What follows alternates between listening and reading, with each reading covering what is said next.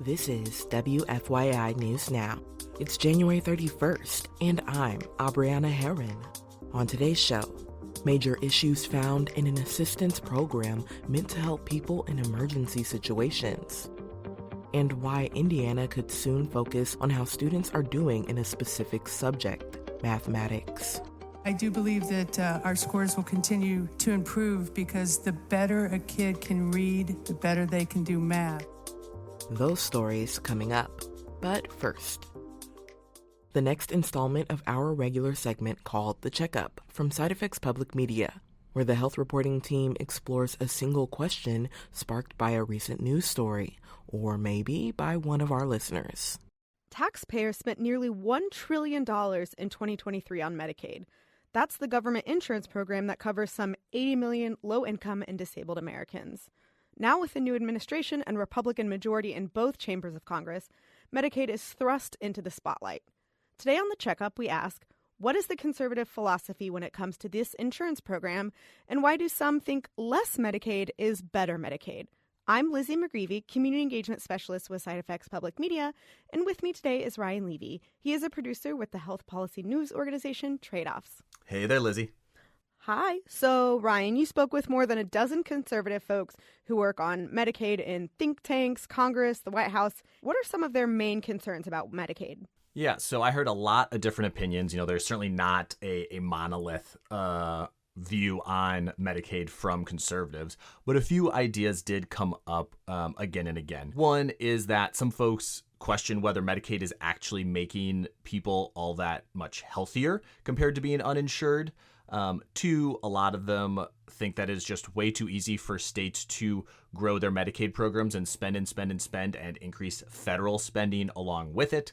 And three, a lot of them say that there are folks on Medicaid who could be getting health coverage elsewhere, you know, through their jobs or through the Obamacare exchanges, and that taxpayers shouldn't be paying for those folks to get health care. Okay, so you mentioned that some believe Medicaid is not making people healthier, and I can point to a few studies that actually show the opposite. So what are experts you talk to basing this determination on? Yeah, so in Oregon, back in 2008, the state expanded Medicaid, and they used a lottery to decide who would get access to coverage. So researchers could follow the people who got on Medicaid and the people who didn't to see what the difference was.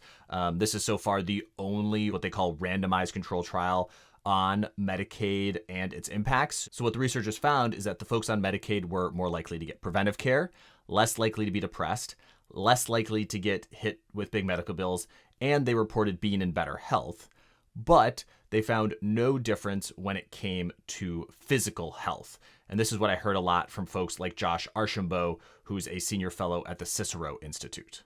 The Oregon study found that those that were on Medicaid were no different in their health outcomes than if you were uninsured. I think that should raise some very big questions in our mind about the effectiveness of Medicaid. As you mentioned, Lizzie, there are lots of studies that show that Medicaid is beneficial and has really big benefits to health, including studies that literally show that Medicaid saves lives. To Josh and other folks I talked to, because those aren't those randomized trials, he puts less weight in them.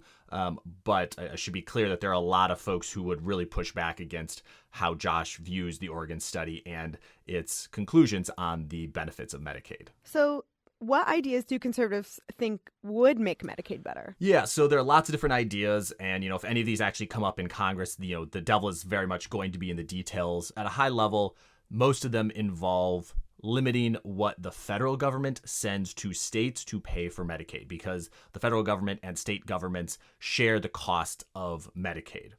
In fact, basically, whatever states spend on Medicaid, the federal government matches somewhere between 50 to 90% of that spending to help states pay for Medicaid. And so one of the big options that conservatives have thrown around is lowering the top end of that scale. That would, you know, certainly reduce federal spending, but it also could lead some states to get rid of their Medicaid expansions. In fact, there are at least 9 states that have so-called trigger laws that would very quickly get rid of their expansions if the federal government reduced its share, including Illinois and Indiana. There are a few other ways that Republicans have talked about reducing costs, like sending states just a fixed amount of money for each person on Medicaid or a fixed amount for their entire Medicaid program. It would be up to states to figure out kind of the best way to spend it. You're talking a lot about cuts and reductions. How do they explain how this would improve Medicaid and ultimately make people healthier? So they have two big thoughts. One is, it's important to think a lot of this is just about money, right? A lot of conservative folks want us to spend less on Medicaid so that we're adding less to the national debt, and that states and the federal government have more to spend on other things. But in terms of how it would actually make the program better, from the folks I talk to, they see the goal of Medicaid as making people healthier, specifically people who have no other way to get health insurance. So giving states a smaller fixed amount of money, they say, will motivate states to figure out the best way to help people who they believe need it the most. Again, obviously there are plenty of folks who would disagree with that philosophy, but that's the argument I heard in these conversations for why a smaller Medicaid would be a better Medicaid. And Ryan, you talked to some folks who were in charge of Medicaid programs in states like Iowa and Ohio. What is their take on all of this? Yeah, I think this really shows the difference even between Republicans on this issue of Medicaid. One person I talked to was Liz Matney, who ran Iowa's Medicaid program from 2021 to 2024. And she was pretty open to the idea of restricting federal funds and reducing enrollment to focus more on people, with disabilities and seniors. On the other hand, I also talked with Barbara Sears-Rochon, who ran Ohio's Medicaid program, and she was much more worried about what those cuts could do to the exact same people. There are states that will just absolutely crumble under the weight of their Medicaid programs if that happens. 100% crumble. And how likely is it that any major cut to Medicaid will happen under this current administration? The politics around this are just really tough. Democrats are very unlikely to support any cuts to Medicaid. Hospitals don't like them because Medicaid payments help keep their lights on. And as we've talked about, Republicans are far from lockstep on this issue. I think it's, obviously being talked a lot about, got to keep an eye on it, but at least the folks I talk to are not all that optimistic. Ryan, thank you for taking time to walk us through this very complex and very high stakes topic. And to listen to an expanded explanation of this, you can head to tradeoffs.org to listen to Ryan's full podcast episode. That was The Checkup by Side Effects Public Media. Side Effects is a regional health reporting collaboration of NPR member stations across the Midwest, based here at WFYI. A new study identifies major issues in a Marion County assistance program meant to help people in emergency situations. WFYI's Jill Sheridan has more. Across Marion County, 9 trustees administer so-called poor relief funds to people who qualify. Those funds can be used to pay rent, utilities, or medical bills. The Greater Indianapolis Multi-Faith Alliance partnered to conduct a report on the program. They highlighted issues like unused funds, inflexible hours, and complicated rules.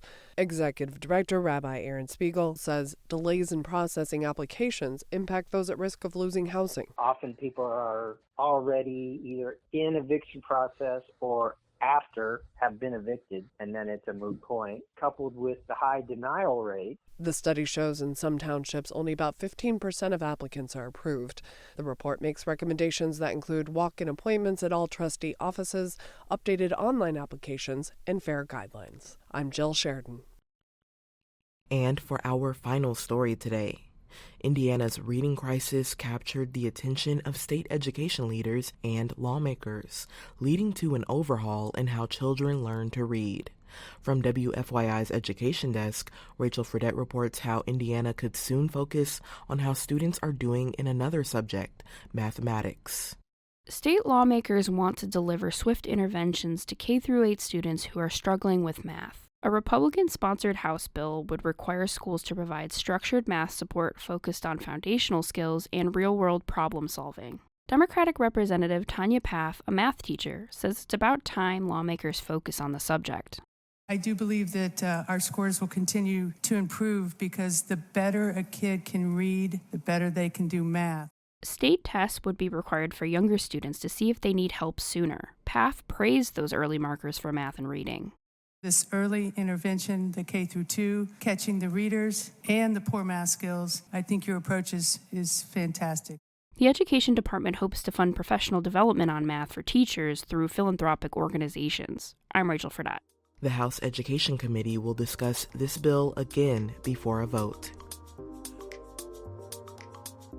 And that's all for today's episode of WFYI News Now.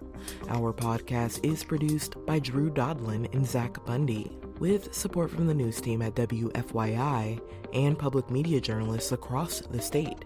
Our news director is Sarah Neal-Estes.